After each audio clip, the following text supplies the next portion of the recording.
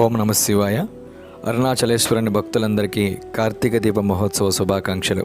అరుణాచలంలో బ్రహ్మోత్సవాలలో నిన్న ఉదయం పురుష మురుగముని వాహనంపై చంద్రశేఖరమూర్తి వినాయగర్ మూషిక వాహనంలో మాడవీధులలో ఊరేగించడం జరిగింది.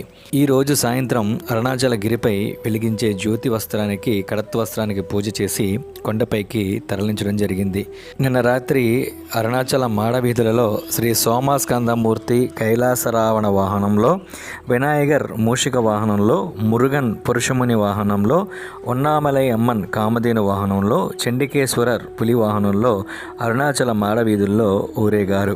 కార్తీక దీపోత్సవాన్ని పురస్కరించుకుని తిరువన్నామలై అన్నామలై ఆలయం రాజగోపురానికి 217 అడుగుల పూలమాల వేసి అలంకరించారు.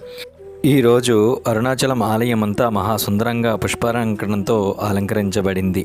ఈరోజు తెల్లవారుజామున ముందుగా పరమశివునికి అమ్మవారికి అభిషేకం చేసి అటు తర్వాత తెల్లవారుజామున 4 గంటలకు భరణీ దీపంకు శాస్త్రోక్తముగా పూజాధికృతం నిర్వహించి తదుపరి భరణీ దీపం ప్రజ్వలన చేసి బయటకు తీసుకువచ్చారు.